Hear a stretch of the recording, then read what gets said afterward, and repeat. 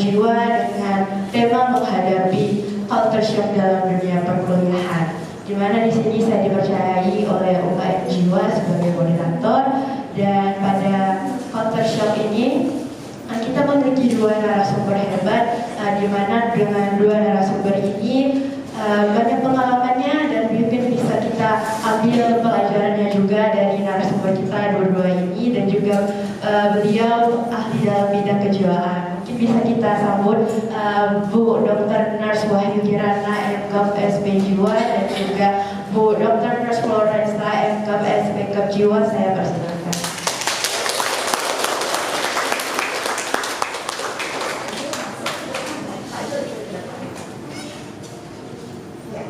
Dan kemudian kepada penjual saya juga boleh maju ke depan untuk diskusi bersama workshop.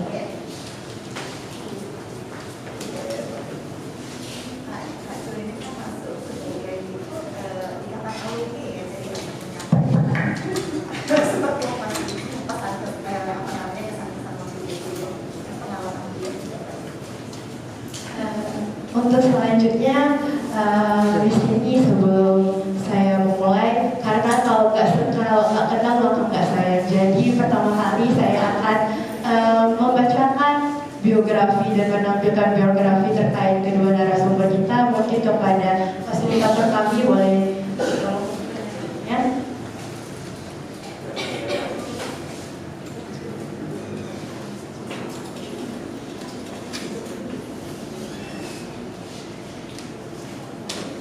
Di sini pertama saya akan membacakan biografi terkait Bu Dr. Nurse Wahyu Kirana, Magister Keperawatan Spesialis Jiwa, di mana tempat dan tanggal lahirnya di Kota Singkawang 6 September 1975, dan jabatan sekarang sebagai dosen Spesialis Pontianak. Kemudian ada jenjang pendidikan Ibu Dr. Nurse Wahyu Kirana, di mana beliau menempuh di 3 keperawatan Diankes Jakarta, lulus 1996. Kemudian melanjutkan studinya di Sarjana Keperawatan Nurse FIK UI lulusan 2003, dan melanjutkan studinya lagi di S2 Magister Keperawatan Spesialis Keperawatan Jiwa FKUI lulusan 2008, serta S3 Dokter Teknologi Pendidikan WNJ lulusan 2019. Pengalaman beliau, ada pengalaman organisasi yang ada pada Bu Ana sebagai pengurus wilayah IPKJI Kalbar mulai dari 2009 sampai sekarang, sebagai pengurus wilayah BPNI Kalbar mulai 2014 sampai sekarang, dan pengalaman narasumber sebagai tim CMHN Community Mental Health Nurse Pusat 2007 sampai 2008, sebagai tim CMHN Community Mental Health Kalbar sejak 2010, sebagai tim pengembang MPKP model praktik keperawatan profesional, sebagai tim PIJU Psikiatri Intensive Care Unit Rumah Sakit Jiwa Kalimantan Barat, tim direksi dini gangguan jiwa Kalbar, serta tim DKJPS dukungan kesehatan jiwa dan psikososial pada era COVID-19 di Kalimantan Barat.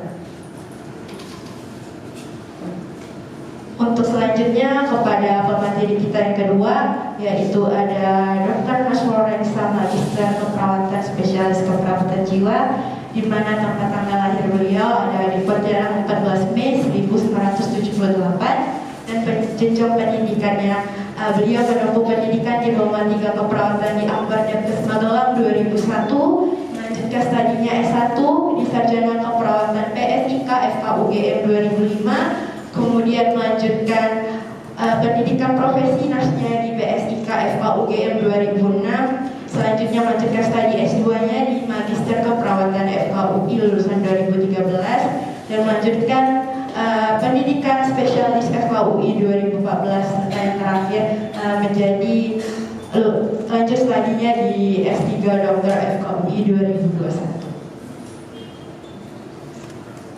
Jadi sekian dari pemaparan biografi terkait dua narasumber hebat kita ini, di mana selanjutnya kita akan memasuki sesi talk show, di mana di sini terlebih dahulu mungkin bisa kita awali dengan sharing pengalaman. Mungkin saya izin untuk sharing pengalaman kita terlebih dahulu Ibu terkait saya, jadi bisa juga mungkin teman-teman di sini merasakan apa yang dirasakan ataupun mungkin relate dengan pengalaman saya di waktu menjadi mahasiswa baru. Jadi waktu menjadi mahasiswa baru di dunia SMA, saya juga menjadi siswa di mana saya juga bukan di SMA biasa tapi di SMA lebih tepatnya di Madrasah Alia, di mana di Madrasah Alia ini juga lebih padat jadwalnya. Kemudian saya juga ada mengikuti ekstrakurikuler dan juga mengikuti kegiatan forum remaja di Palang Merah Indonesia Pontianak, di mana di kesibukan itu saya masih bisa untuk enjoy dan masih bisa menghadapi stres-stres yang ada di situ. Tetapi di saat saya mendapatkan pengalaman di bangku perkuliahan dan memasuki dunia perkuliahan, saya tentunya sangat kaget dengan dunia perkuliahan, sangat berbeda dengan dunia SMA, di mana waktu dunia perkuliahan pada mahasiswa baru saya belum mengikuti atau ikut serta dalam organisasi apapun, cuman waktu itu saya sudah kewalahan Ibu, sudah sangat capek, sudah mungkin stres dengan keadaan tersebut. Kemudian terkait lingkungannya, terkait dosennya dan teman-temannya, mungkin saat lingkungannya saya susah untuk beradaptasi. Kemudian saya juga susah untuk mencari teman yang benar-benar sefrekuensi atau satu visi dan misi. Selanjutnya saya juga kaget dengan mungkin dosen yang sangat berbeda dengan guru, karena guru kalau dulu masih ada banyak waktunya untuk kita. Kemudian kalau kita dulu guru nggak masuk, kita pasti senang nih karena guru nggak masuk. Cuman untuk waktu saat ini kuliah, saat dosen nggak masuk, kita malah pusing sendiri karena kita harus reschedule dan mencari jadwal kosong, karena semakin kalau nggak masuk makin lama selesainya, makin lama liburnya. Kemudian untuk penugasan juga waktu SMA masih bisa kita mungkin ngeliat teman-teman tugas kita kan, kita masih bisa nyontek ataupun nyalin pekerjaan teman-teman kita, walaupun itu juga nggak baik untuk dicontoh.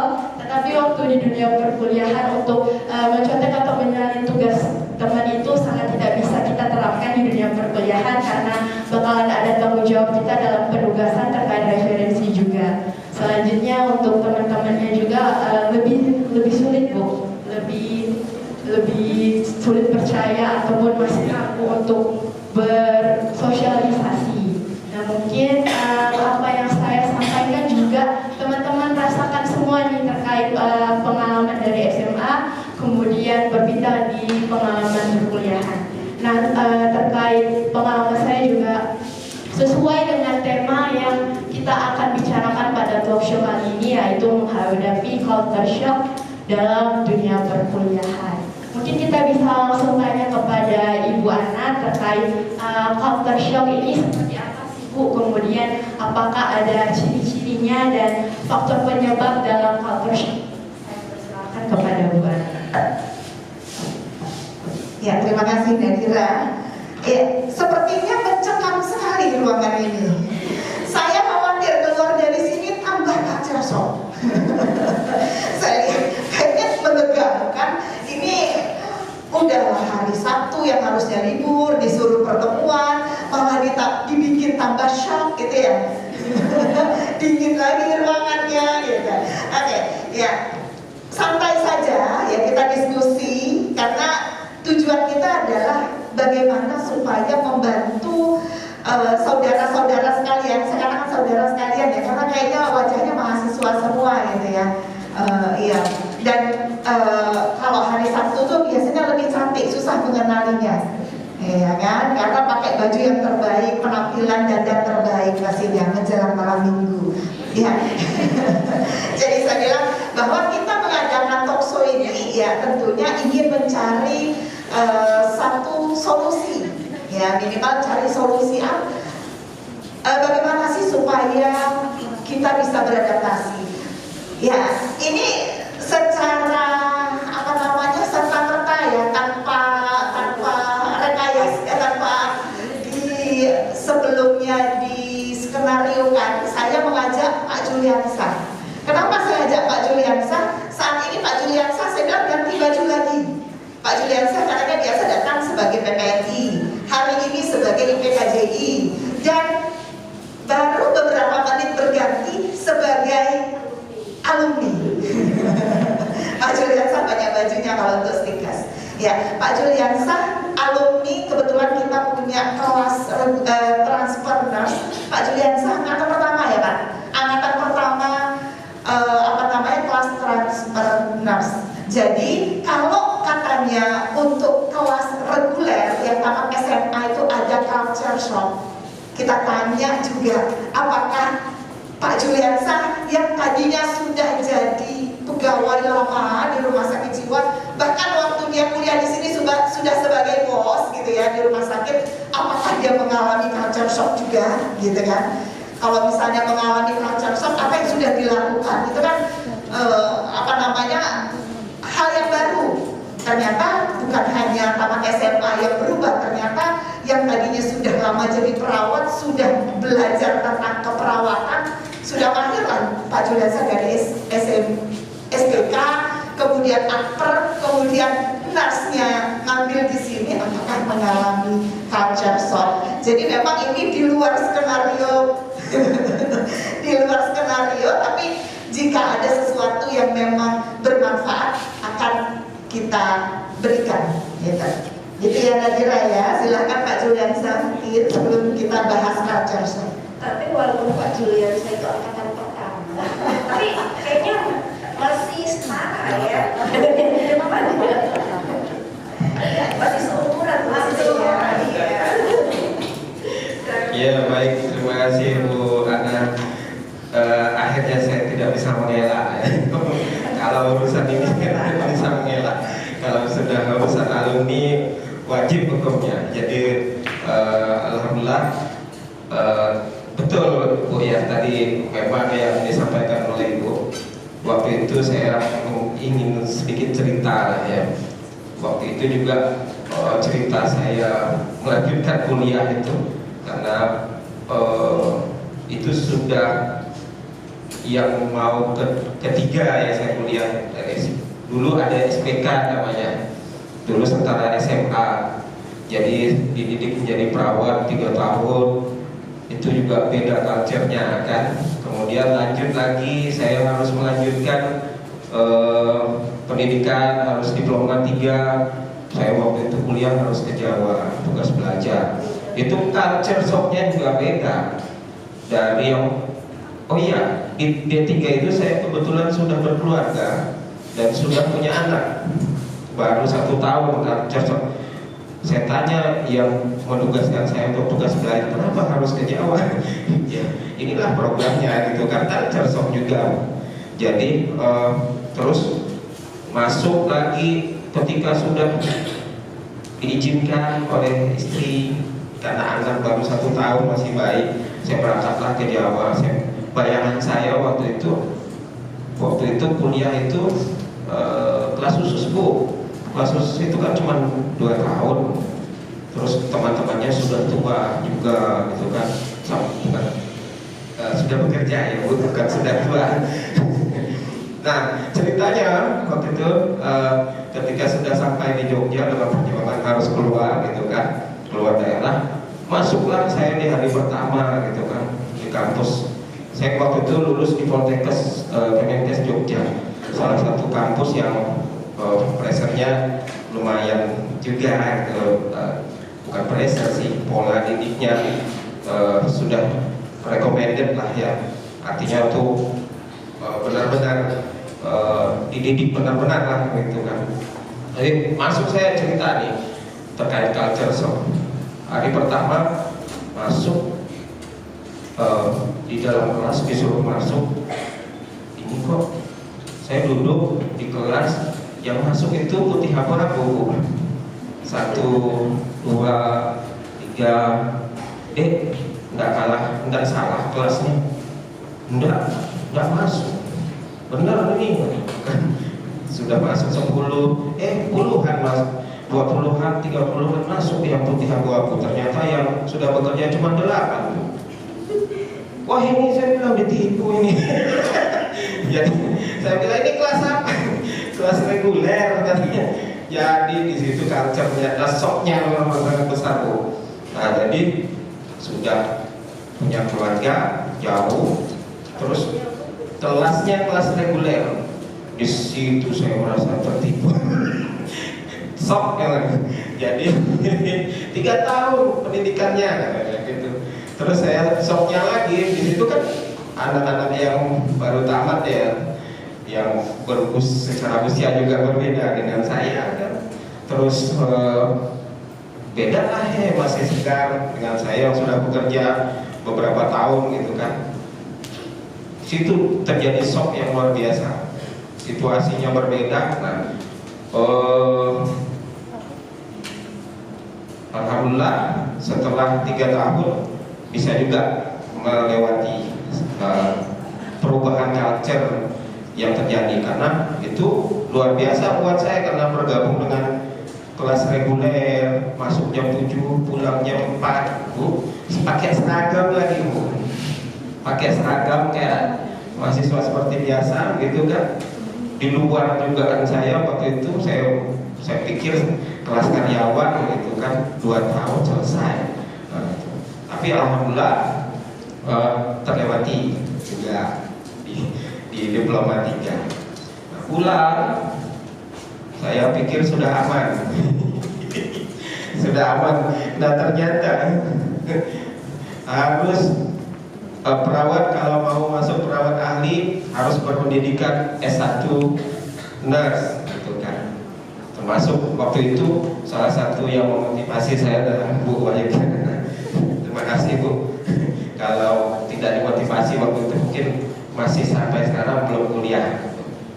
Dan waktu itu masuklah saya ke saya putuskan untuk memilih kampus Tikes Yarsi.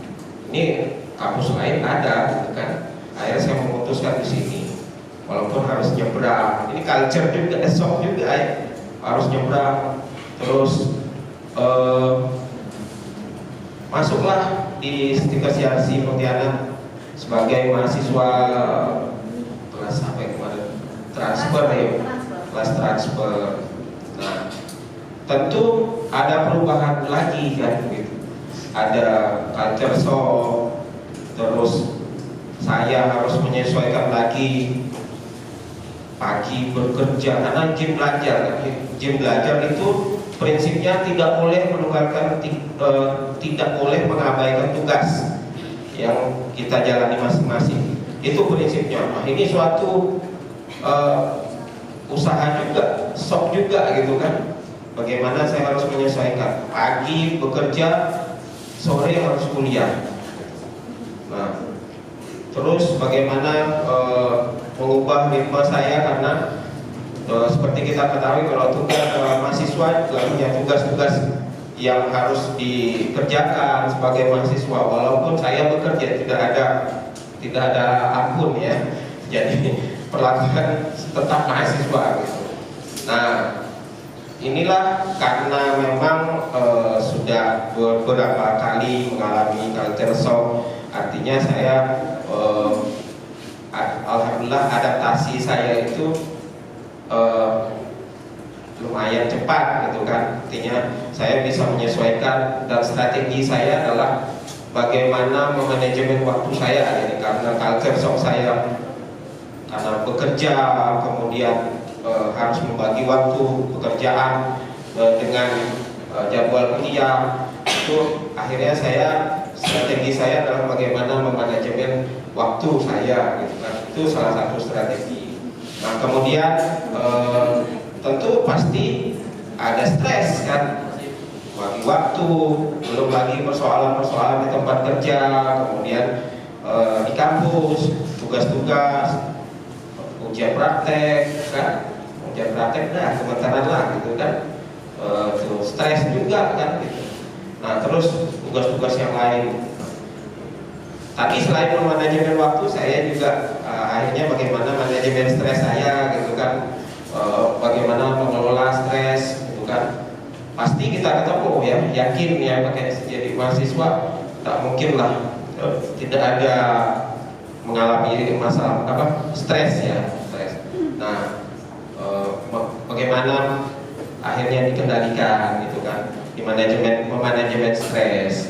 Nah, alhamdulillah ya akhirnya dengan berjuang dengan tadi strategi bagaimana mengatasi culture shock itu bisa teratasi juga lah, gitu kan. Akhirnya indah pada waktunya, gitu kan.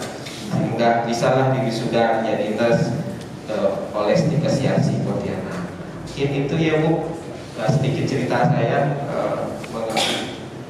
menjadi mahasiswa, selama menjadi mahasiswa, dan pasti kita tidak akan bisa mengelak dengan culture shock yang akan kita hadapi di kampus masing-masing. Mungkin itu saja Bu pengalamannya ya.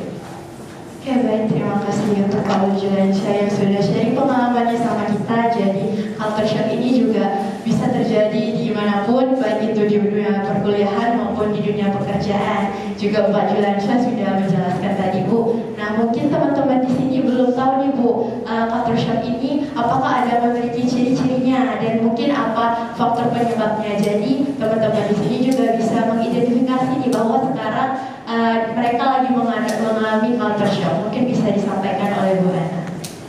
Ya, terima kasih Nadira. Pengalaman akan kita rujuk kepada teori, ya, karena forum talkshow-nya, forum ilmiah yang juga, maka pengalaman-pengalaman tadi akan kita rujuk ke teori, kemudian kita aplikasikan ke diri kita. Ya, intinya itu yang akan kita benang merah itu akan kita capai hari ini. Nah, saya coba untuk sharing ya terkait dengan teori culture shock atau gegar budaya, gitu ya. Kalau tadi Bu Nurul menyampaikan disorientasi lingkungan baru, itu juga sama ya, identik. Saya coba untuk menyampaikan teorinya Obert 1960 dan teori Fulham Bohner yang 1970 ya. Jadi 1960 teori culture shock yang kemudian disempurnakan oleh Fulham dan Bohner. Ya, apa itu culture shock? Culture shock itu benar dikatakan disorientasi, perasaan cemas, frustasi, perasaan tidak nyaman saat di lingkungan baru. Ya, jadi kalau kita katakan itu culture shock, pada gejalanya seperti apa? Nah, kalau tadi secara umum yang disampaikan adalah stres, cemas, gitu ya. Kalau teori culture shock sendiri ya menyampaikan bahwa tanda dan gejala culture shock dimulai dengan merasa bosan, rasa tidak bersemangat. Sudah muncul tanda dan gejala ini? Semoga tidak, gitu ya. Kemudian menarik diri, sudah mulai lebih senang sendirian. Atau merasa sendiri di antara keramaian, itu adalah salah satu cirinya. Ya, sering merasa tidak bersemangat. Padahal tadinya kalau misalnya kumpul dengan teman semangat, tapi pada saat masuk ke Stikas kok jadinya kurang semangat ya meski rame. Nah itu. Kemudian sering tidur. Nah, udah ada yang kuat itu. Sering tidur karena merasa sangat lelah. Ya, itu ciri-cirinya. Kemudian sering berkomentar. Ada yang merasa suka berkomentar di kelas? Nah, sering berkomentar. Dan yang terakhir, rindu rumah, rindu sekolah yang dulu. Oh, sudah semua. Nah, itu ciri-cirinya, ya. Ya, itu kurang lebih ya Nadira ciri-cirinya dan saudara sekalian. Jadi sudah disampaikan tadi ciri-cirinya. Saya pun yang udah semester 5 masih merasakan ciri-ciri tersebut, di mana masih sudah merasakan bosan, capek dan rindu balik masa SMA. Oke, selanjutnya Bu, terkait culture shock ini juga erat dengan kaitannya adaptasi. Mungkin kita bisa tanya-tanya nih kepada teman-teman sekalian di sini terkait tahapannya. Mungkin teman-teman masih mengalami di tahapan apa aja. Di sini mungkin tahapannya masih ada sulit untuk beradaptasi dengan dirinya sendiri, ataupun masih sulit untuk beradaptasi dengan lingkungannya. Mungkin boleh disampaikan teman-teman, masih sulit untuk beradaptasi dengan diri sendiri atau beradaptasi dengan lingkungan yang baru.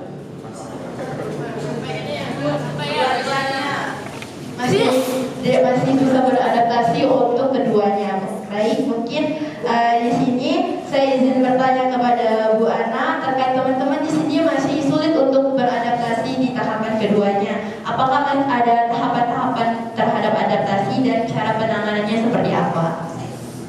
Oh, langsung gini ya. Diberondong saya oleh Mbak Nadira. Tahapannya ada 4 tahapan culture shock. Ya. Tahapan yang pertama adalah tahap bulan madu. Wah, bulan madu gitu ya. Kemudian tahap yang kedua adalah tahap krisis. Yang ketiga pengembangan sikap positif. Dan yang terakhir adalah penyesuaian. Kita akan bahas satu persatu dan masing-masing boleh diidentifikasi ada di tahap mana. Jadi kalau kita katakan itu culture shock, pada gejalanya seperti apa? Nah, kalau tadi secara umum yang disampaikan adalah stres, cemas gitu ya. Kalau teori culture shock sendiri ya menyampaikan bahwa tanda dan gejala culture shock dimulai dengan merasa bosan. Rasa bosan, rasa tidak bersemangat. Sudah muncul tanda dan gejala ini, semoga tidak gitu ya. Kemudian menarik diri, sudah mulai lebih senang sendirian. Atau merasa sendiri di antara keramaian. Itu adalah salah satu cirinya ya. Sering merasa tidak bersemangat. Padahal tadinya kalau misalnya kumpul dengan teman semangat, tapi pada saat masuk ke stikes kok jadinya kurang semangat ya meski rame. Nah itu. Kemudian sering tidur. Nah udah ada yang muak itu. Sering tidur karena merasa sangat lelah. Ya, itu ciri-cirinya. Kemudian sering berkomentar. Ada yang merasa suka berkomentar di kelas? Ada. Nah, sering berkomentar. Dan yang terakhir, rindu rumah, rindu sekolah yang dulu. Oh, sudah semua.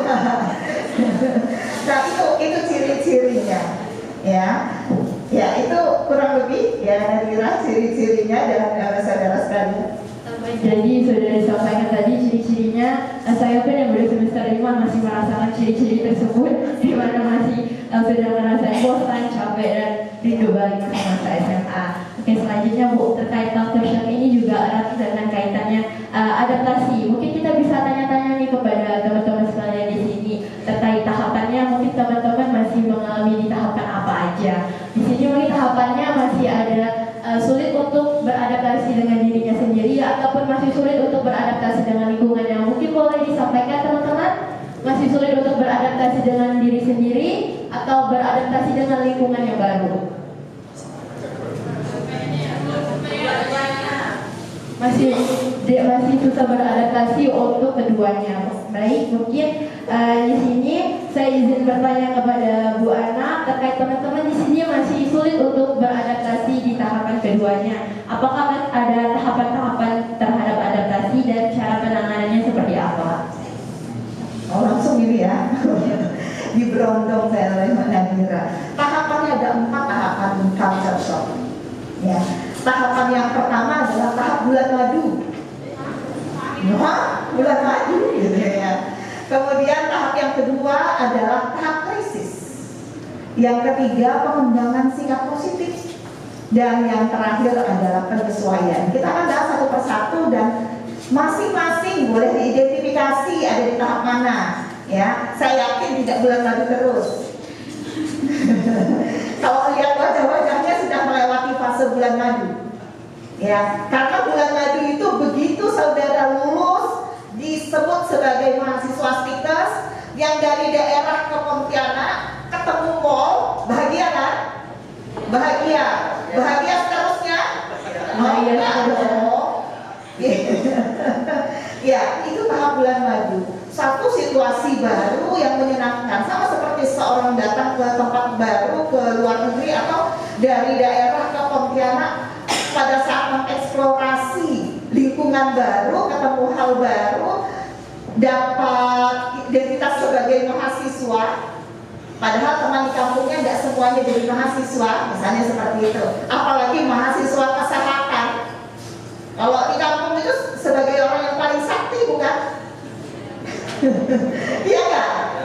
Iya, udah keren kalau udah mahasiswa kesehatan. Apalagi belum lagi kalau hitam putih masih sama lah dengan mahasiswa lain. Kalau yang dapat baju putih hijau atau putih putih, luar biasa kan? Iya, kalau perlu naik motor itu di tengah-tengah. Itu fase bulan madu, senang sekali. Ya, itu perasaannya, itu tahap yang pertama. Awal-awal itu baru permulaan, belum apa-apa, karena belum memasuki dunia belajar yang sesungguhnya.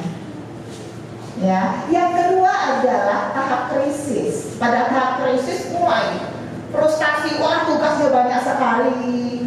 Itu tadi yang disampaikan Nadira, kalau dulu SMA tidak masuk dosennya bersorak kegirangan. Kalau sekarang, karena kalau tidak masuk tugasnya lebih banyak dibandingkan waktu dosen masuk. Iya. Iya, sebenarnya dia mau curhat, dosen mana saja itu udah Bu ada dengan Bu Flo, tapi karena Bu ada dengan Bu Flo di depan nggak berani. Ya, itu tahap krisis. Ya, pada tahap krisis itu wajahnya akan kelihatan, tidak wajah bulan madu kan? Ya, ini karena malam mingguan aja, makanya wajahnya udah berseri-seri. Ya, coba kalau hari Senin, ditepuk semuanya. Iya, karena apa? Hari Senin itu hari pengumpulan tugas. Oh iya, tahu saya kasih tugas kok. Dari semester 5-nya di samping kiri kanan saya ini udah wajahnya seperti itu lah. Nah, kemudian yang ketiga, ya sudah mulai pembentukan sikap positif, ya pengembangan sikap positif. Apa yang terjadi di tahap ini? Dia mulai menyadari, ya seseorang itu mulai menyadari bahwa memang dia harus mengubah perilakunya, baru sadar. Hanya saja pada fase ini belum sepenuhnya perilakunya berubah, ya, tapi sudah mulai mengembangkan sikap positif. Pada fase ini seringkali stres yang dialaminya dibuat semacam humor. Contoh, kalau misalnya dikasih tugas, wah alhamdulillah ya dapat tugas lagi. Nah, kalau dosen tidak masuk, ya kenapa tidak masuk? Rugi kita dosen tidak masuk, gitu kan? Padahal dalam hati bahagia. Ya, itu akan sebagai humor.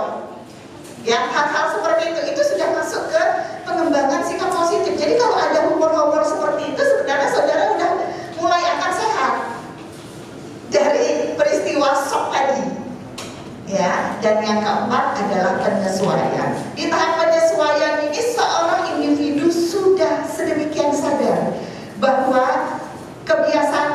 ada kebiasaan lain yang memang harus dilakukannya sebagai kebiasaan barunya. Jadi hal-hal baru dalam dunia belajar, kebiasaan-kebiasaan, penugasan dan sebagainya itu sudah diterimanya sebagai suatu kebiasaan baru. Ya, jadi kalau yang kemarin waktu semester 1 kalau dikasih tugas stresnya luar biasa, sekarang sudah mulai berdamai dengan tugas. Gitu ya. Itu sudah masuk ke tahap penyesuaian. Nah, silakan diidentifikasi masuk ke tahap yang mana sudah. Apakah bulan madu terus? Tentu tidak. Ya silakan. Jadi fase-fase tadi sudah disebutkan oleh Bu Ana, di mana ada 4 fase terkait adaptasi, ada fase bulan madu, kemudian ada fase krisis, fase positif dan juga fase penyesuaian. Mungkin teman-teman bisa mengidentifikasi sedang di fase apa sekarang. Nah, selanjutnya Bu akan sudah membahas fase-fase apa dan tahapan apa pada adaptasi. Apakah ada cara penanganan untuk mengatasinya bagaimana? Iya, untuk penanganan, lagi-lagi kalau penanganan saya harus menggunakan teori ya, karena tadi kalau penanganan dari secara berdasarkan pengalaman sudah disampaikan. Tapi satu hal yang akan saya sampaikan bahwa gejala, tanda dan gejala culture shock. Tadi kita sudah sedikit ya membahas tentang seperti apa sih tanda dan gejalanya. Tentunya pengalaman seseorang menghadapi culture shock itu berbeda. Ya, tanda dan gejala yang muncul berbeda. Tentunya semuanya tergantung dengan kesiapan dan sejauh mana perbedaan kebiasaan lama dengan kebiasaan sekarang. Ya, jadi responnya sangat unik dan sangat subjektif. Jadi tidak bisa sama persis. Hanya saja secara umum tadi yang ada 6 tanda dan gejala tadi, termasuk yang terakhir adalah rindu dengan rumah, rindu dengan sekolah lama. Nah sekarang penanganan. Ya, untuk penanganan culture shock saya coba untuk mengambil dari teori Oborn yang kemudian karena ini culture shock ini lazim yang digunakan untuk para imigran. Ya, tapi istilah culture shock dalam dunia belajar itu kita akan aplikasikan teori tadi ke dalam dunia belajar. Ada 8 ya untuk cara menangani culture shock. Yang pertama adalah menjelajahi lingkungan dan bergaul dengan penduduk asli. Ini aslinya seperti itu. Jadi apa yang bisa dilakukan kalau untuk mahasiswa dengan kebiasaan belajar baru? Yang pertama adalah eksplorasi. Semua orientasi, eksplorasi. Jelajahi itu orientasi. Orientasi dengan baik lingkungan kampus. Ya, eksplorasi apa fasilitas yang bisa saudara gunakan untuk belajar di kampus ini. Dan bergaul dengan penduduk asli yang dimaksud oleh Oborn ini adalah bergaul dengan yang sudah senior, yang sudah lama ada di sini, termasuk tenaga kependidikan, dosen, mahasiswa-mahasiswa tingkat atas. Itu adalah solusi yang pertama. Kemudian yang kedua, gunakan support keluarga dan teman tentunya ya. Kalau kita sudah belajar psikodinamika yang semester atas, psikodinamika gangguan jiwa itu ada yang disebut dengan sumber coping. Ya, keluarga, kemudian teman itu salah satu sumber coping yang sangat bermakna untuk mengatasi stres yang dialami oleh seseorang. Kemudian perluas lingkaran sosial, perbanyak teman, tidak hanya sebatas dengan yang ada di kampus saja. Tentunya yang positif ya. Jadi tidak teman-teman yang ya untuk kegiatan-kegiatan positif tentunya. Kemudian perhatikan setiap perbedaan budaya, pelajari dan sesuaikan, belajar tentang kebiasaan, belajar tentang budaya. Kemudian sesuaikan kebiasaan dan budaya kita dengan yang ada saat ini. Ya, karena kalau untuk beradaptasi tidak membawa dan memaksakan kebiasaan dan budaya kita. Ya. Kemudian temukan hobi lokal. Ini menurut Oborn seperti itu. Temukan hobi lokal seperti yang dimaksud hobi lokal seperti apa? Temukan hobi yang bisa kita sesuai dengan kondisi saat ini. Ya, saat ini apa sih yang bisa kita kerjakan? Ya, sesuai dengan aktivitas kita sebagai mahasiswa akan berbeda dengan hobi pada saat kita SMA dulu. Kalau dulu SMA masih bisa nge-game sampai tengah malam, kalau sekarang tugasnya udah banyak gitu ya Nadira ya. Ya, nggak bisa. Ya, jadi nggak punya waktu banyak. Nah, berarti hobinya harus dimodifikasi. Ya, nggak bisa lagi nge-game apa? Mobile Legends atau apa, jadi ya nggak bisa lagi. Kemudian dikatakan juga bahwa menonton TV itu juga salah satu cara untuk mengatasi culture shock. Ya, tentunya tidak hanya menonton TV, rekreasi atau hiburan-hiburan lainnya pun diperlukan untuk mengatasi culture shock. Yang ketujuh, temukan mentor. Kemarin saya juga saya sempat mencari informasi ke mahasiswa di Stikasiarsi setelah proses pembelajaran ini ada mentor nggak?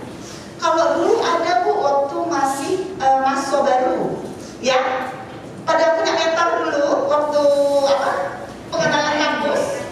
Iya ada. Sekarang masih punya mentor? Masih sering berkomunikasi dengan mentor? Iya, ketemu setiap minggu dengan mentor?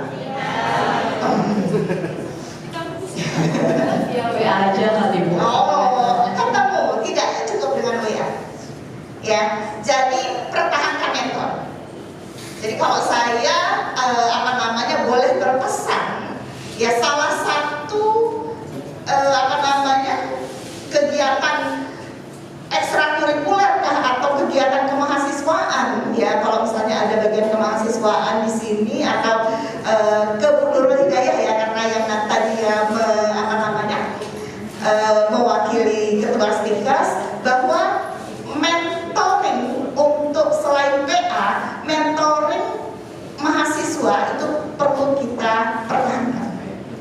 ya. Dan jika memungkinkan buat program untuk mentoring menjadi program intrakurikuler, bukan kurikuler, bukan ekstra, tapi intrakurikuler. Karena mentoring ini sangat penting untuk dalam mensupport selain proses pembelajaran juga proses adaptasi terkait dengan culture shock. Dan yang terakhir untuk menangani culture shock adalah akhirnya semuanya waktu yang akan menyembuhkan. Jadi semakin lama saudara ikuti saja, jangan keluar lari dari stikers karena nggak mampu dengan culture shock, tidak. Ya, karena pasti akan berlalu seiring waktu. Jadi badai pasti berlalu. Gitu aja.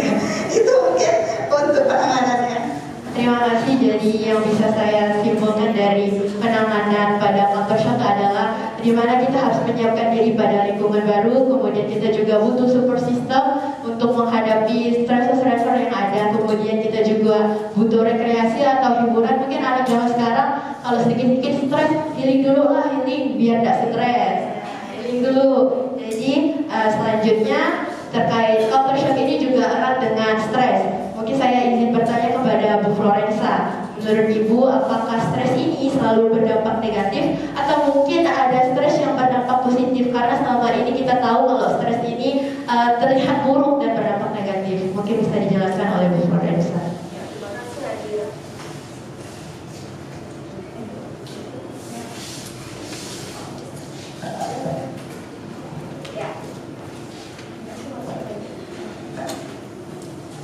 Halo.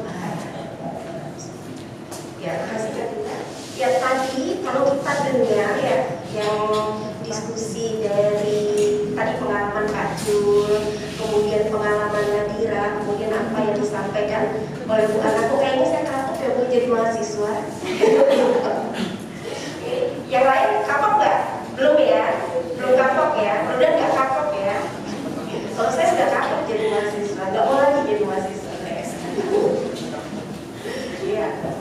Oke, jadi kalau kita bicara tentang seperti yang disampaikan oleh Nadira ya, kalau misalnya mahasiswa itu mengalami stres, apakah bisa itu dikatakan dia sehat jiwa? Nah, sekarang saya tanya dulu, ini rata-rata sedang mengalami stres atau nggak ada stres? Mengalami. Sangat mengalami, Bu. Kenapa? Sangat mengalami. Tugas Bu. Tugas. Oh, udah banyak tugas ya. Ini udah berapa bulan ini? 2 bulan. Baru 2 bulan ya. Harusnya masih honeymoon nggak sih Bu? Lagi exciting jadi mahasiswa baru enggak ya. Udah enggak lagi ya. Karena ternyata udah 2 bulan kemudian udah memasuki masa 2 bulan, ternyata sekarang udah mulai menemukan ternyata jadi mahasiswa itu tidak seindah yang dibayangkan seperti di awal ya, gitu ya. Jadi tugasnya banyak. Ya kalau kemarin di SMA itu kita nggak masuk, mungkin nggak ditanyain atau apa gitu ya. Ya, malah seneng kalau nggak masuk. Jadi Free, bebas gitu kan. Kalau sekarang kalau dosennya nggak masuk malah pusing karena tugas yang diberikan malah lebih banyak dibandingkan pada saat dosennya masuk tadi ya. Jadi seperti itu. Nah sebelum kita menentukan apakah dia itu masuk dalam kondisi sehat atau tidak, ya. Jadi kita harus tahu dulu apa sih yang dimaksud dengan sehat, khususnya adalah sehat jiwa, ya. Jadi menurut WHO sehat jiwa itu adalah suatu kondisi yang sejahtera, ya, suatu kondisi yang sejahtera baik itu dari aspek fisik, ya, badannya sehat, ya, kemudian sosial, ya, dia nggak punya masalah dengan orang lain, pada saat berinteraksi dia bisa membangun komunikasi yang baik, ya, dengan orang-orang yang ada di lingkungannya, di sekitarnya. Kemudian yang paling penting adalah dia memiliki tadi, ya, sehat jiwanya, mentalnya sehat, ya. Jadi yang dikatakan sehat, maksudnya sehat jiwa itu bukan saja hanya sehat jiwanya, ya, mentalnya yang sehat. Dia punya kemampuan untuk mengatasi masalah, bebas stres, ya, atau kalau misalnya dia punya stres, dia mampu mengendalikannya dengan baik, ya. mampu memecahkan masalahnya dengan cara yang konstruktif, tetapi juga dia harus tadi ya manusia itu holistik, jadi mencakup aspek bio, psiko, sosial, spiritual, jadi semuanya. Jadi kalau semuanya komponen dalam individu itu sehat, kemudian baru dia dikatakan bahwa dia memiliki sehat, khususnya di sini adalah sehat jiwa. Nah, kalau kita bicara orang stres, apakah dia masuk dalam kategori sehat jiwa? Kita lihat dulu nih ciri-cirinya. Ya, menurut WHO ada beberapa hal yang menjadi ciri ya bahwa seseorang itu sehat jiwa. Yang pertama, orang yang sehat jiwa itu adalah orang yang mengetahui ya potensinya. Ya, jadi dia tahu kelebihannya, dia tahu kekurangan yang ada pada dirinya. Nah, sekarang masalahnya seringkali kita itu kesulitan kalau diminta untuk mengidentifikasi aspek positif dari diri kita sendiri. Ya, saya seringkali itu dapat kasus itu. Jadi kalau mahasiswa diminta untuk mengidentifikasi hal-hal positif dari dirinya sendiri, itu susah. Ya, tapi kalau diminta untuk mengidentifikasi aspek negatifnya yang menurut kita itu jeleknya di mana, itu cepat. Nah, kalau kalian sendiri gimana? Lebih cepat mengidentifikasi hal yang positif di diri kalian atau sebaliknya? Negatif, Bu. Negatif. Karena sering insecure kadang. Oh, Nadira lebih cepat mengidentifikasi hal-hal yang negatif, ada insecure-nya segala macam. Kalau yang lain gimana? Sama. Ada nggak yang lebih cepat mengidentifikasi hal positif? Oh, kalau saya tuh lebih banyak positifnya tuh daripada negatifnya. Saya pusing mau mikirin apa ya yang negatif dari diri saya. Ada nggak sih yang seperti itu? Ada. Ya, jadi tadi ya orang yang sehat ya jiwanya adalah orang yang mampu ya mengetahui, dia mengenal potensi-potensi yang ada dalam dirinya. Ya, itu yang pertama. Kemudian yang kedua, orang yang sehat jiwa itu adalah orang yang dia produktif. Ya, produktif. Dia bisa bekerja. Kalau mahasiswa produktifnya seperti apa? Tadi ada tugas, dia mampu mengerjakan tugas ataupun menghasilkan karya-karya ya yang kaitannya dengan tadi tugas-tugas di kampus, misalnya bikin mading, bikin karya tulis ilmiah, ya dan lain-lainnya. Ya, jadi produktif. Orang yang produktif itu adalah orang yang sehat. Ya. Kemudian yang selanjutnya adalah dia mampu berkontribusi. Ya, berkontribusi untuk memberikan manfaat bagi orang-orang yang ada di sekitarnya. Dan satu hal lagi yang paling penting adalah orang yang sehat jiwa adalah orang yang mampu mengatasi masalah, mengatasi stres dalam kehidupannya. Ya, nah, jadi kalau seseorang itu apakah dia itu sehat atau tidak? Ya, kita lihat ya. Apakah pada saat dia punya masalah, dia mampu tuh mengatasi masalahnya dengan cara yang baik, dengan cara yang konstruktif, bukan dengan cara yang destruktif, bukan dengan cara yang bisa merusak dirinya sendiri ataupun merugikan lingkungan yang ada di sekitarnya. Seperti itu. Terima kasih untuk Bu Frodensa. Jadi orang yang sehat jiwa itu adalah orang yang produktif dan bisa menangani apa yang sedang dia rasakan. Nah, Bu, terkait stres ini juga banyak kasus yang terjadi pada mahasiswa ataupun orang umum pada lainnya, banyak yang melakukan bunuh diri. Jadi apakah ada penanganan yang tepat untuk supaya kita ini tetap sehat jiwa? Ya, oke. Kita balik lagi dulu ke stres. Jadi kalau kita bicara stres, sebenarnya stres itu punya dampak baik itu yang positif sebenarnya ya. Jadi stres itu tidak melulu merupakan suatu hal yang negatif. Ya, jadi stres itu sebenarnya mempunyai dampak yang positif. Ya, ada dampak positifnya. Itu yang disebut dengan eustress. Ya, kalau stres yang membawa dampak negatif itu disebut dengan distress. Seperti itu. Misalnya, pada saat dosen mengatakan, oke, minggu depan kalian ujian. Ya. Jadi ada beberapa orang yang akan menganggap bahwa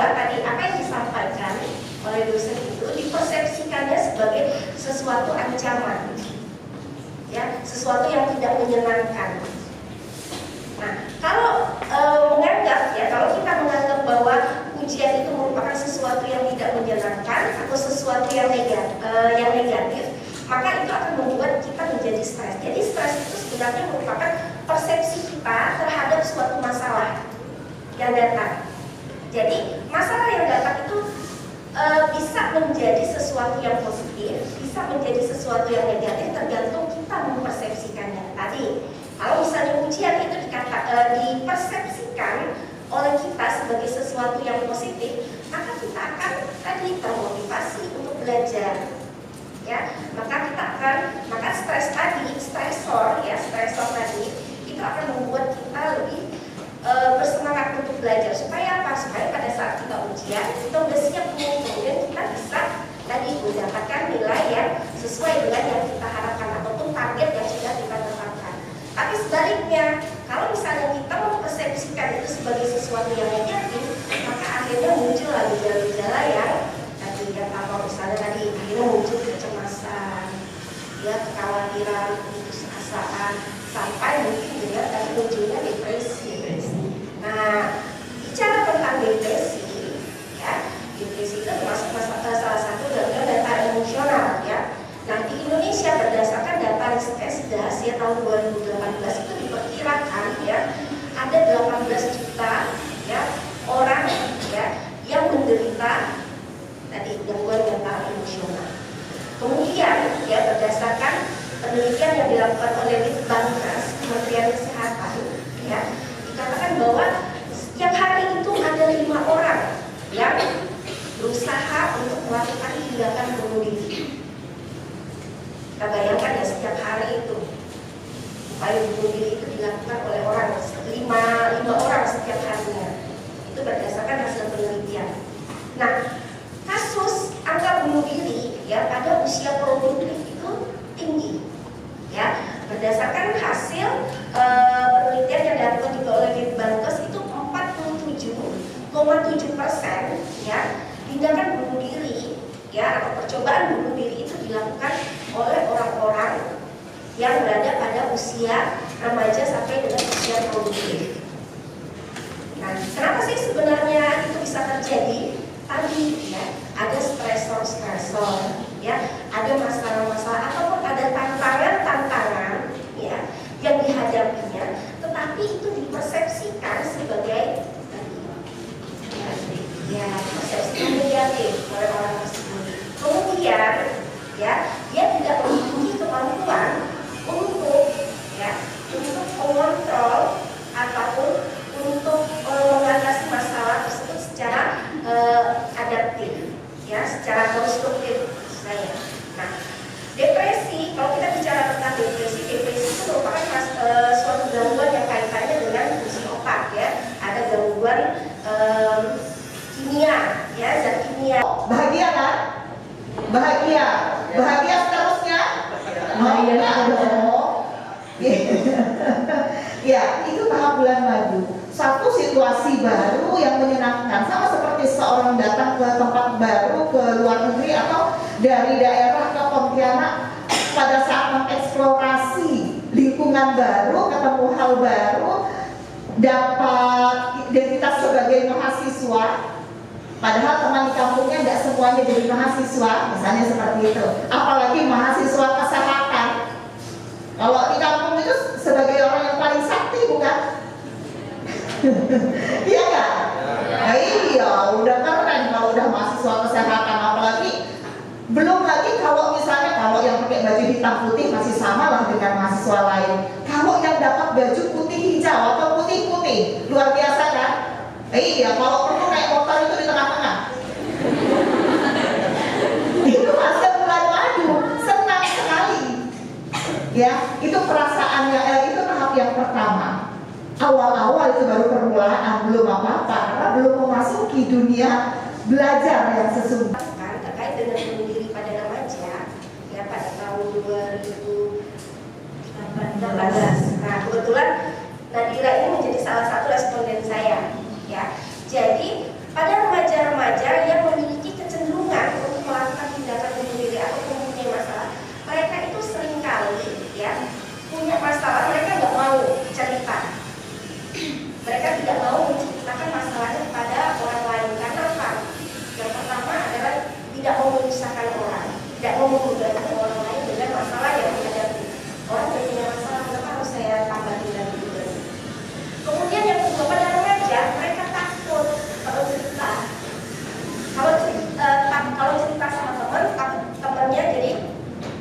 menjawab.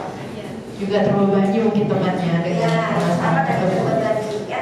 Yang membuat tadi takutnya nanti temennya ini cerita lagi, ya cerita ke si A, si B, akhirnya itu jadi rahasia umum. Ya. Kemudian takut cerita sama orang guru, nggak mau cerita sama guru. Kenapa nggak mau cerita? Nanti gurunya pasti manggil orang tua bu. Akhirnya orang tuanya tahu. Nah kalau orang tua tahu, saya dimarah di rumah. Ya. Jadi seperti itu. Jadi yang harus kita lakukan adalah pada saat kita punya masalah, kemudian kita merasa bahwa kita nggak mampu nih untuk menyelesaikan masalah tersebut, kita harus mencari bantuan, ya, mencari bantuan untuk bisa menemukan apa sih yang harus saya lakukan untuk mengatasi masalah tersebut.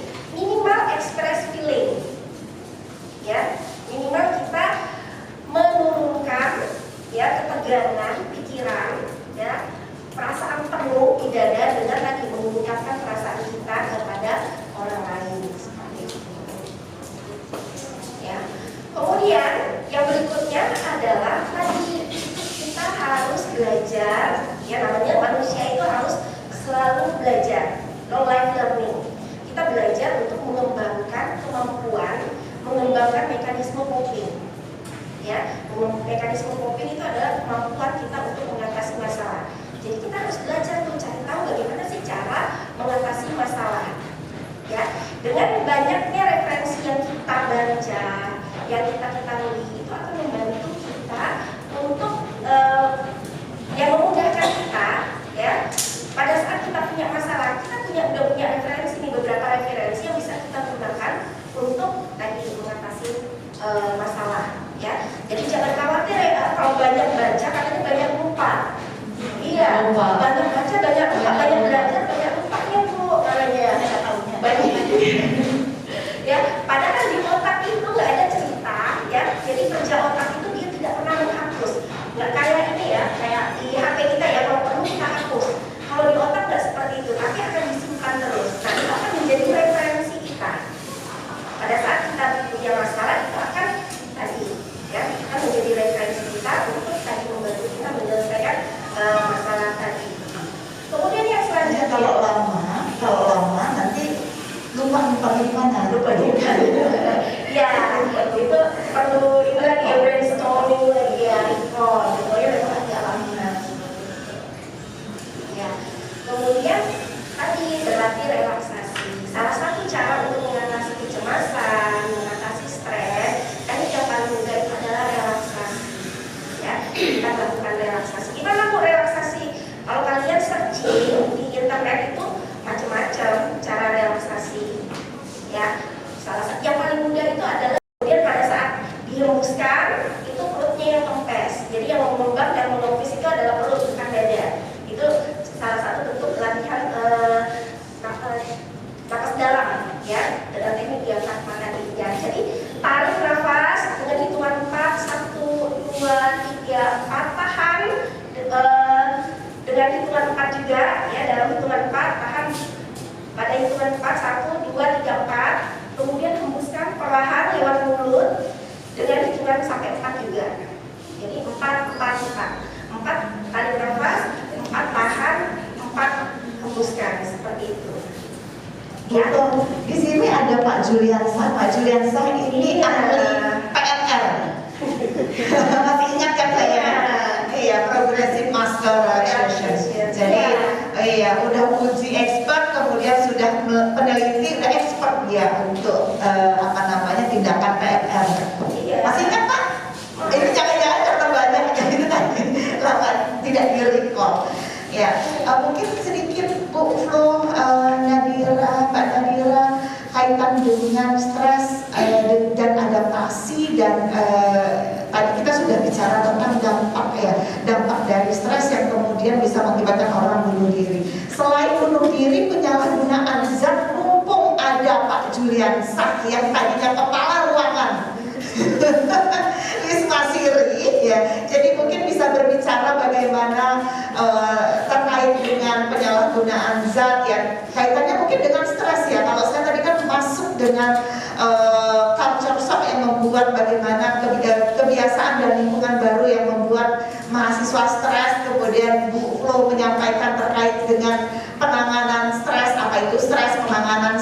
sampai dengan akibat stres. Akibat stres yang lain adalah penyalahgunaan zat yang mungkin bisa dikenalkan sedikit oleh Pak Juliansyah, yang tujuannya menghindari mahasiswa terjebak ke penyalahgunaan zat, bukan menstimulus mahasiswa untuk mencarinya. Ya, silakan Pak Jul. Terima kasih Bu Ana sudah diingatkan dengan PNR dan pembimbing saya Bu Flo, gitu ya, ahli PNR. Baik Bu, tadi sudah disampaikan oleh Bu Ana, Bu Flo, bahwa kita itu tidak terlepas dari yang namanya stres, gitu kan. Nah, tidak cuma yang tadi disampaikan oleh Bu Ana, ada setiap orang itu dibekali dengan mekanisme coping masing-masing.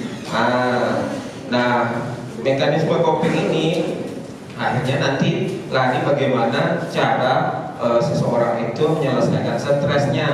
Nah, ada yang positif, aman lah ya. Nah, kemungkinan ada yang belok kiri juga, gitu kan, dengan hal-hal yang negatif. Nah, salah satu memang yang sering terjadi pada usia-usia remaja adalah penyalahgunaan nafsu. Kebetulan kita sudah pernah sampaikan, saya menyampaikan waktu ada acara dengan BNN di sini. Ini yang di sini juga ya kemarin ya. Nah, kebetulan mahasiswa ini juga, alhamdulillah Bu. Kebetulan waktu itu materi tentang saya konsep dapat secara medis bahaya dari penyalahgunaan nafsu. Insya Allah mereka udah paham.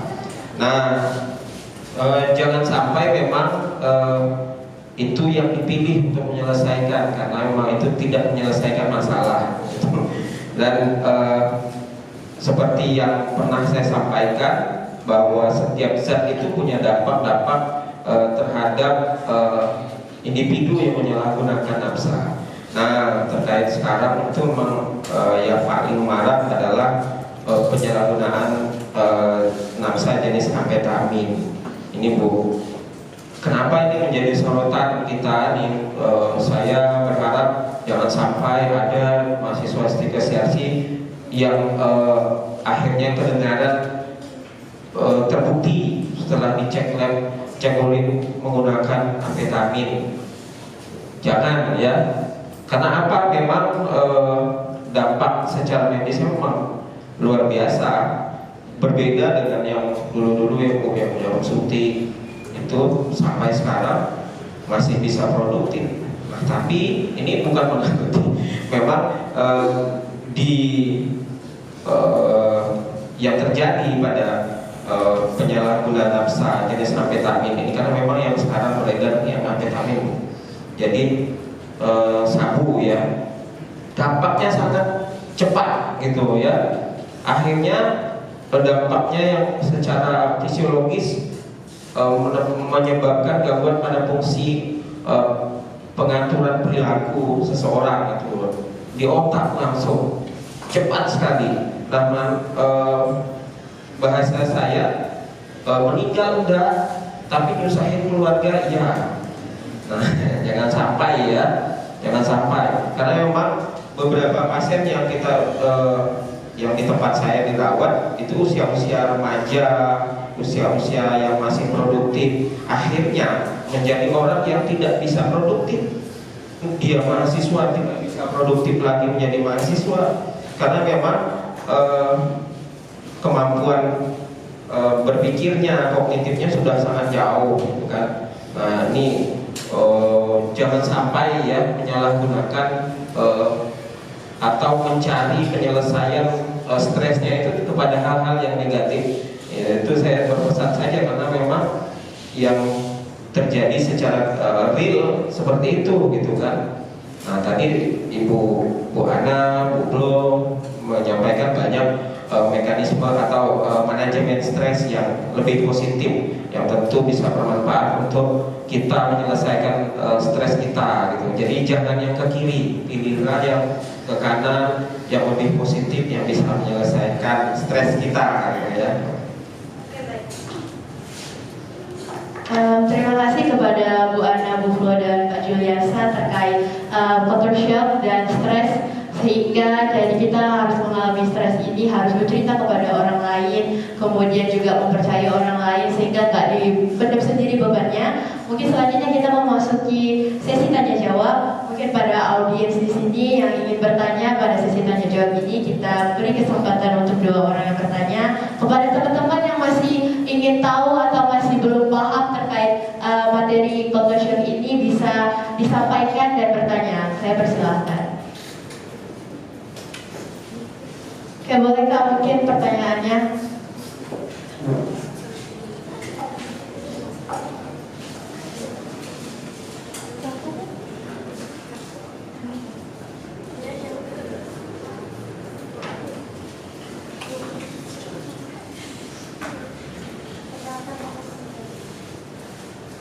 Assalamualaikum warahmatullahi wabarakatuh.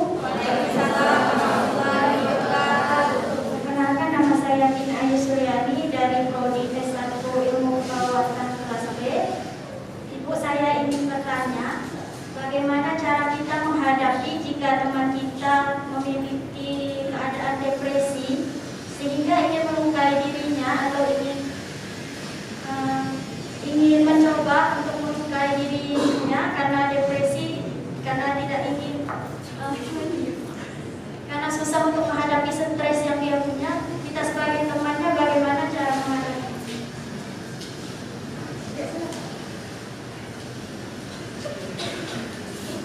Terima kasih kepada saudari yang sudah bertanya terkait bagaimana sih caranya mengatasi depresi kepada teman yang sampai ingin untuk melukai diri sendiri nih Bu. Mungkin bisa dijelaskan kepada Bu Flo, karena Bu Flo juga mungkin terkait penelitian yang kemarin sudah dilakukan tentang bunuh diri.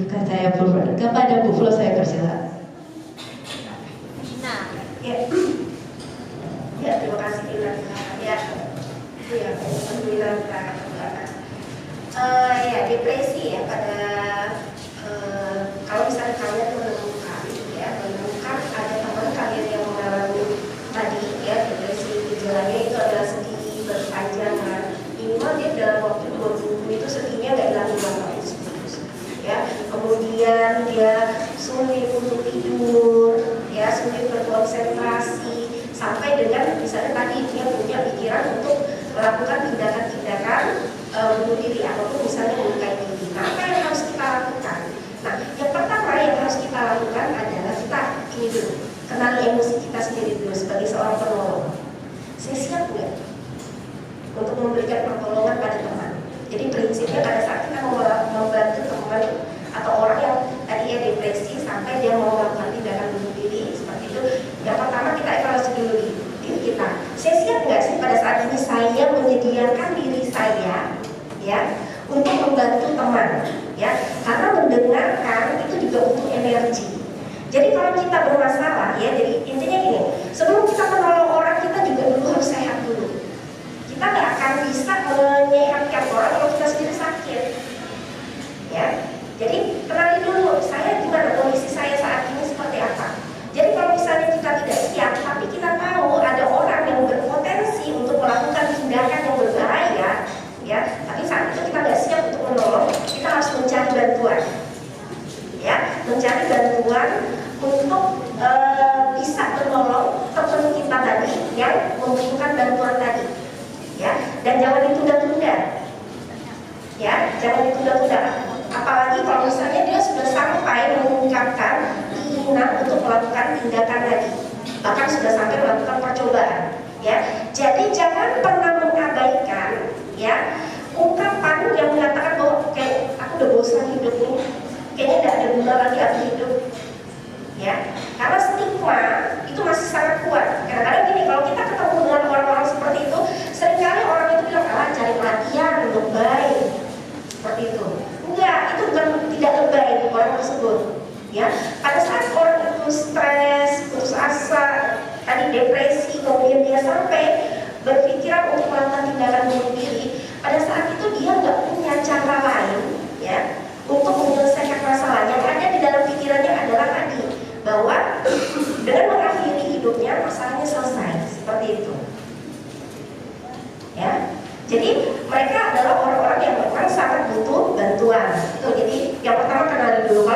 kita tidak mampu, ya menurut kita saat ini, aduh saya aja saat ini lagi stres nih, lagi pusing, lagi ini itu, ya cari bantuan ke orang lain untuk bisa membantu teman kita, ya.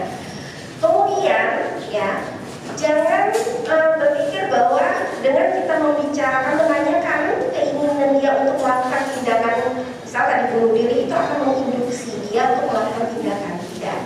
Ya, jadi banyak penelitian yang menunjukkan bahwa kita menanyakan, ya, apakah dia ada keinginan untuk menyakiti dirinya atau melakukan mengakhiri hidupnya, itu akan meningkatkan kesadaran dirinya, meningkatkan awareness-nya, ya. Jadi tidak apa-apa ditanyakan, ya.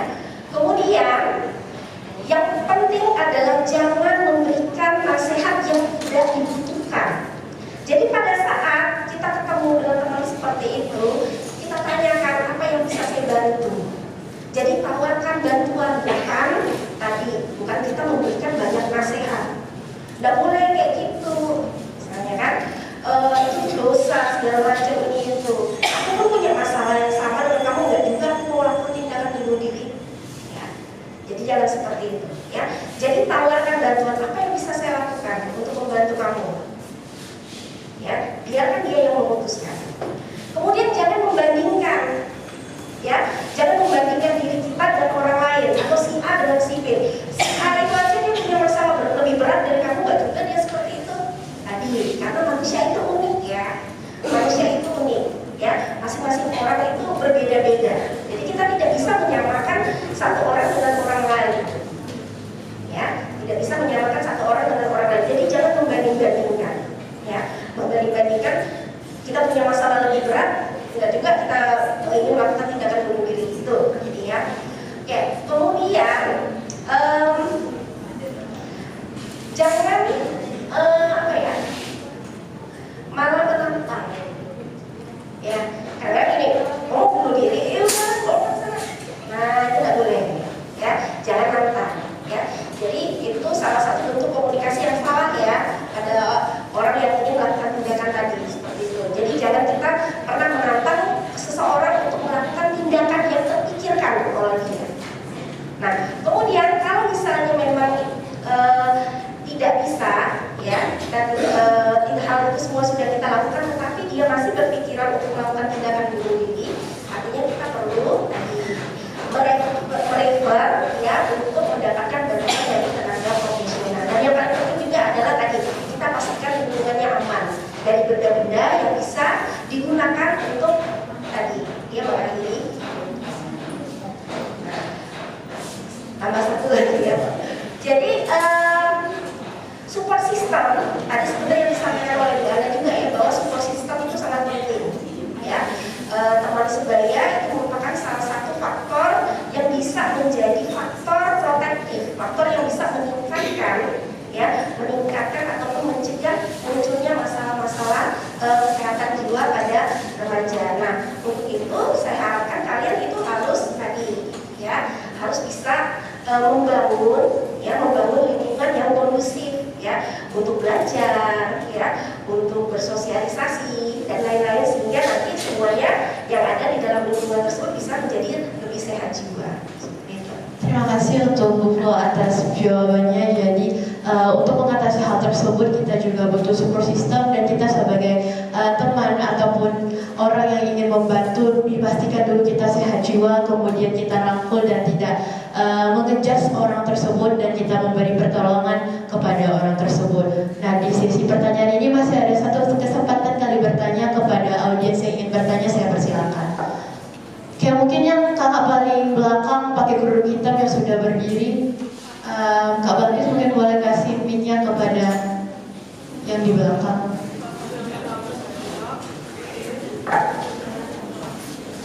Sambil menunggu temannya untuk bertanya, ya.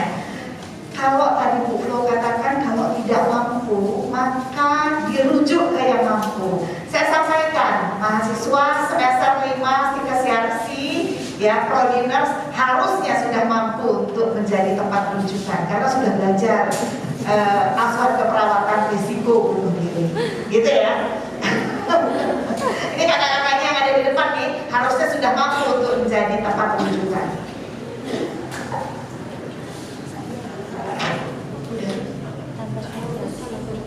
Boleh langsung disampaikan pertanyaannya. Assalamualaikum warahmatullahi wabarakatuh. Waalaikumsalam warahmatullahi wabarakatuh.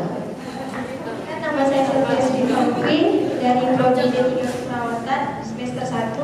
Izin bertanya Bu, bagaimana cara penanganan situasi ketika kami sedang berada di fase remaja pencarian jati diri dan sering kami mengalami stres dan depresi. Jadi cara penanganannya itu bagaimana ya Bu? Sekian, terima kasih.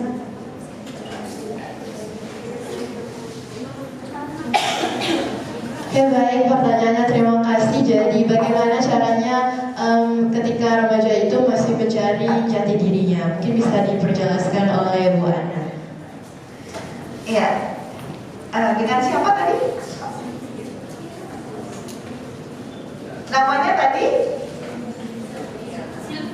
Sylvia. Iya, Sylvia, pencarian jati diri.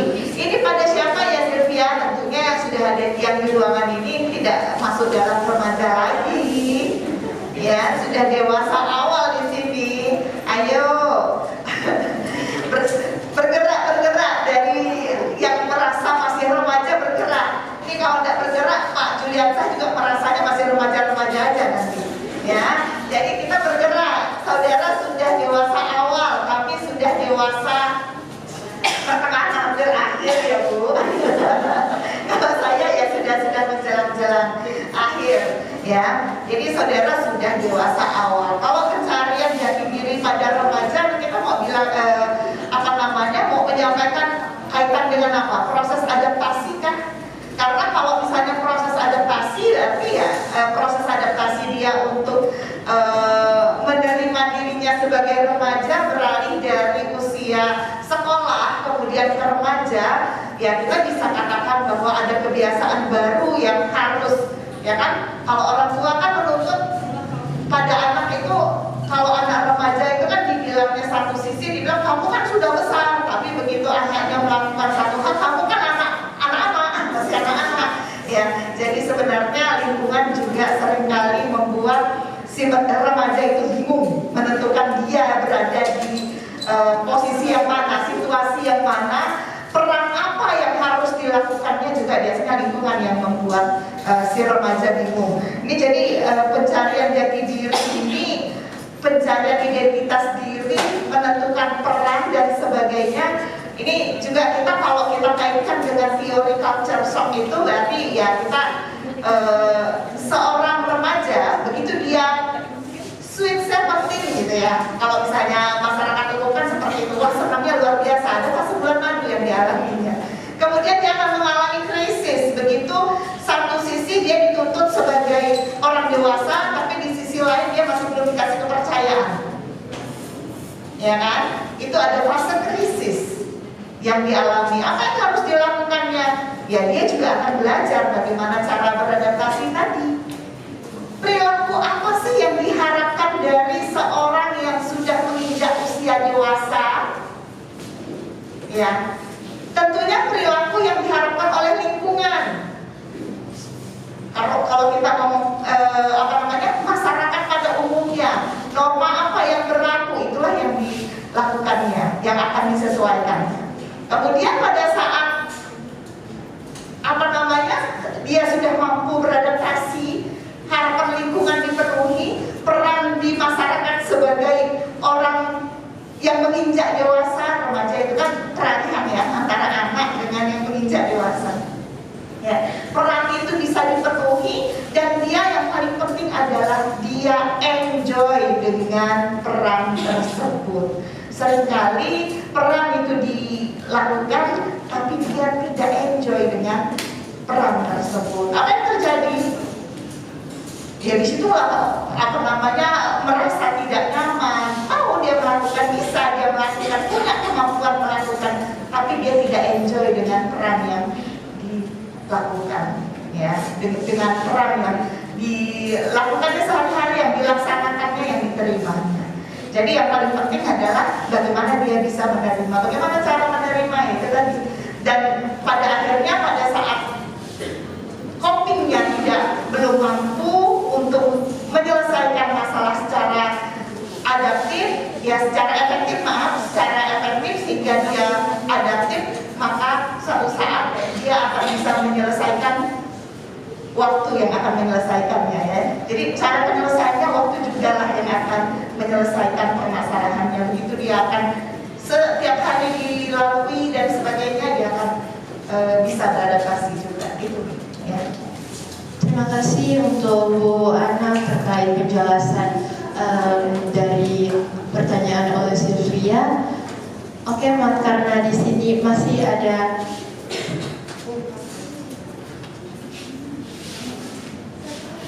disuruh satu kali lagi pertanyaan kepada audiens yang izin bertanya, saya persilakan.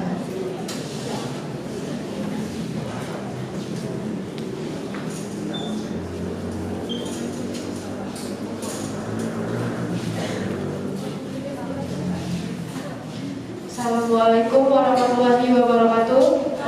Waalaikumsalam warahmatullahi wabarakatuh. Perkenalkan, nama saya Cici. Saya dari Prodi S1 kelas A. Yang ingin saya tanyakan, sebagian orang selalu berbicara bahwa ada yang ketika sedang diam lalu tiba-tiba menangis, lalu tertawa lagi. Itu apakah termasuk golongan bipolar? Karena kebanyakan orang mengartikan kalau kita moodnya berubah-ubah itu tuh tergantung kepada terkena bipolar. Yang saya tanyakan, apa sih itu bipolar? Terima kasih.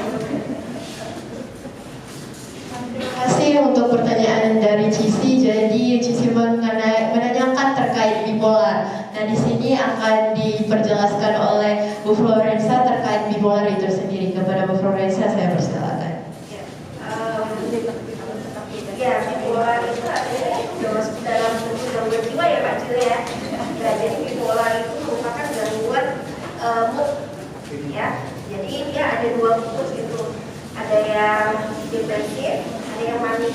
Kan ya, kalau depresif itu pada mood depresif, jadi dia pada suatu waktu dia akan muncul depresifnya. Depresi tadi seperti yang Cici sampaikan, nggak mau segala macam, dia menarik diri, nggak mau ketemu sama orang, ya itu fase dia masuk dalam fase depresif. Dalam satu rentang waktu dia akan mengalami fase. Tetapi di lain waktu, ya dia akan tadi muncul fase maniknya. Jadi dia akan selalu berganti-gantian gitu ya Pak Jul ya, gejalanya itu. Misalnya dan rentangnya itu kalau tidak mendapatkan pengobatan, rentangnya itu akan semakin dekat. Ya, akan semakin dekat. Misalnya kalau dulu tuh 2 bulan sekali itu pada depresi, berarti 2 bulan berikutnya baru panik. Nah, kalau tidak mendapatkan pengobatan nanti rentangnya akan semakin dekat. Bisa dalam 1 minggu itu bisa aja dia tuh muncul gejala depresifnya, kemudian beberapa hari berikutnya muncul gejala maniknya. Nah, kalau misalnya kita temukan kondisi seperti itu, sebenarnya kita nggak bisa mendiagnosa ya. Untuk mendiagnosa itu perlu dilakukan ya, perlu dilakukan pemeriksaan yang tentu saja itu dilakukan oleh tenaga profesional yang mereka memang punya kompetensi, kita punya ilmu untuk mendiagnosa hal tersebut. Ya kadang-kadang kita suka self diagnosis, suka mendiagnosa sendiri, oh itu tuh gangguan itu, ya padahal belum tentu kan. Nah tapi kalau misalnya kita menemukan hal tersebut ya, itu mengganggu fungsi dia sebagai manusia dan mengganggu lingkungan, nah perlu itu dilakukan rujukan ke tenaga kesehatan profesional atau ke tempat pelayanan kesehatan untuk mendapatkan diagnosa pasti. Kalau dia sudah mendapatkan diagnosa pasti, maka nanti akan mendapatkan pengobatan yang tepat untuk mengatasi masalahnya. Nah, yang harus kita lakukan sebagai seorang perawat tadi, kita melakukan pendidikan kesehatan. Jadi pentingnya dia untuk memeriksakan kesehatannya terkait dengan kondisi saat ini yang dialaminya, supaya tadi bisa mendapatkan pengobatan secepatnya, ya.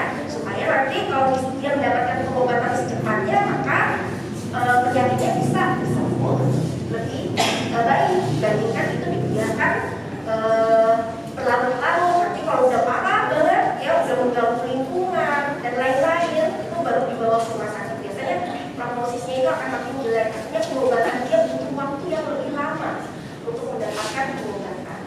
Ya, jadi kalau misalnya kita sendiri merasa bahwa kita ini ada sakit, gitu loh ya, kan kita bisa mendeteksi sendiri.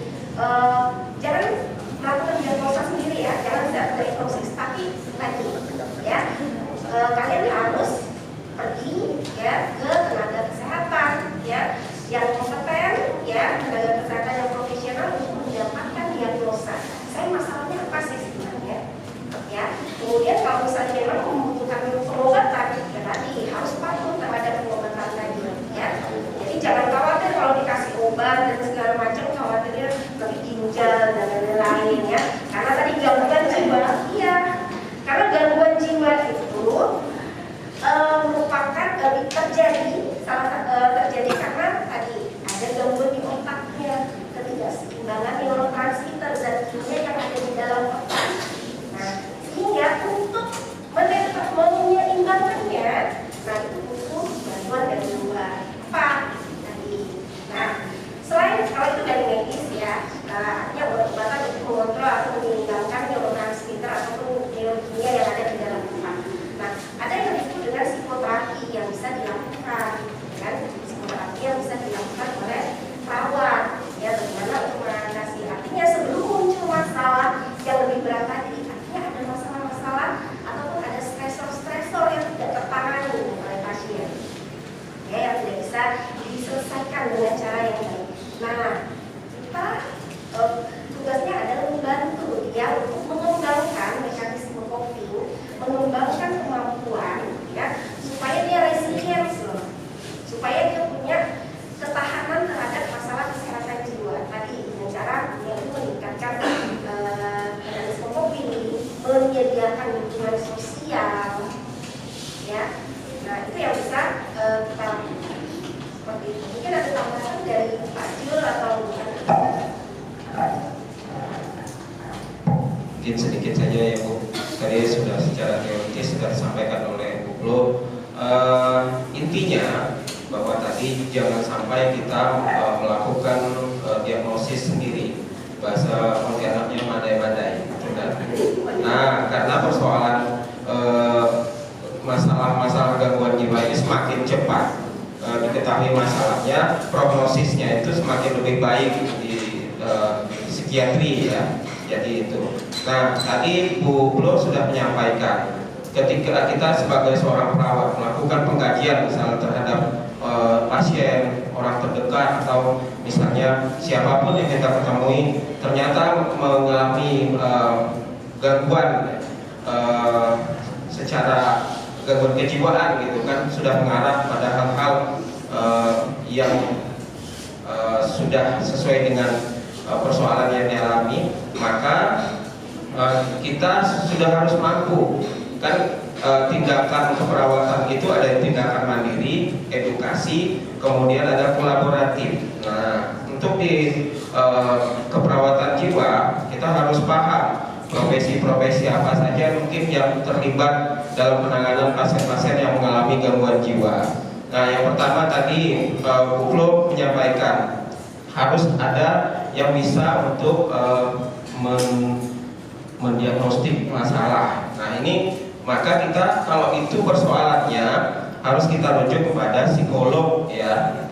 Psikolog dulu, jadi psikolog dan psikiater berbeda. Kadang-kadang dianggap sama padahal beda. Nah, psikolog ini adalah psikolog ya yang cantik-cantik, biasanya psikolog ya, yang di TV yang cantik-cantik, yang nggak cantik jarang diliput di TV, jadi nggak ada sumber.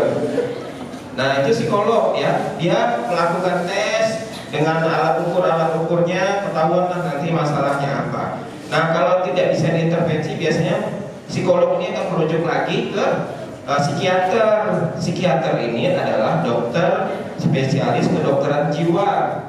Dia bisa memberikan terapi ya, bedanya. Jadi memberikan terapi, oh ini gangguannya ini, nanti mendapatkan terapi yang sesuai dengan gangguan yang dialami. Nah, barulah nanti misalnya dirujuk kembali ke kita sebagai seorang perawat melalui tindakan mandiri perawatan.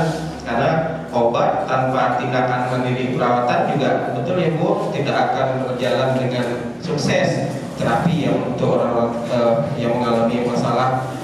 psikiatri atau kesehatan jiwa. Jadi itu buat tambahan Bu Ana. Ya, tambahan sedikit. Tadi malam saya baru di WA oleh mahasiswa, salah satu mahasiswa WA, Ibu, keluarga saya yang tinggal dengan orang tua saya, pulang dari rumah sakit sudah 3 tahun ini sering keluar masuk rumah sakit karena asma, dan sekarang ini semakin sering kambuh. Kemudian sekarang baru tadi malam keluar dari rumah sakit, dan setelah keluar itu nangis ketawa. Ya, itu yang tanda dan gejala. Jadi tadi penjelasannya seperti apa, apakah ini masuk bipolar dan sebagainya, itu kembali lagi ya, saudara juga sudah tahu bahwa perlu tenaga profesional yang akan mendiagnosis dia masuk dalam gangguan apa. Hanya saja saya sampaikan hal ini, ya penting untuk saya sampaikan hal ini karena saudara adalah agen-agen kesehatan gitu ya, yang orang yang paling paham terkait dengan kesehatan. Salah satunya adalah kesehatan jiwa, karena manusia itu tidak bisa dilepas hanya fisiknya saja, tidak bisa. Kita bicara kesehatan biopsiko-sosio-kultural spiritual. Ya, jadi kalau mau sehat, orang dikatakan sehat kalau dia kayak Pak Jul ini sehat kan ya, kelihatannya ya, fisiknya sehat gitu ya, gagah. Tapi kalau tiba-tiba Pak Jul ketawa sendiri, kemudian garuk-garuk kepala, kemudian tiba-tiba bajunya tidak nyambung, itu juga tidak bisa kita katakan sehat ya Pak Jul.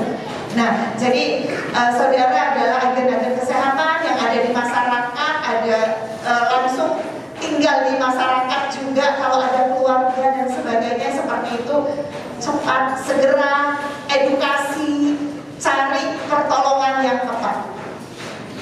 Ya, penelitian ya oleh WHO, data WHO, sepertiga pasien schizofren yang awal, ya, yang ditemukan cepat, ya, yang istilahnya gangguan jiwanya baru pertama kali terjadi, ditangani secara cepat dan tepat, itu akan pulih tanpa gejala sebanyak 1/3 dari angka kejadian. Jadi kalau di masyarakat sering ada stigma bahwa sekali gangguan jiwa dia akan susah sembuh, sekali gangguan jiwa tetap dia gangguan jiwa, ternyata tidak. Ya, itu tadi prinsipnya, ditemukan cepat, ditangani dengan cepat dan tepat.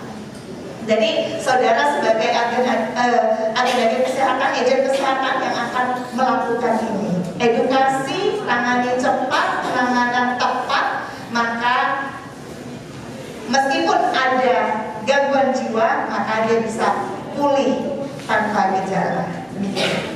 Terima kasih kepada Bu Florensa, kemudian Pak Juliansa dan Bu Ana terkait pertanyaan bipolar, di mana tadi disampaikan kalau bipolar ini tidak boleh untuk diagnosis, kemudian harus dirujuk dengan tenaga spesialis, pertama ke psikolog, kemudian ke psikiater, dan diperjelas lagi oleh Bu Ana terkait orang gangguan jiwa ini segera harus ditangani dan bisa diatasi segera. Kemudian selesai sudah acara talk show kita dan sesi tanya jawab, saya akan menyampaikan kesimpulan pada talk show pada hari ini.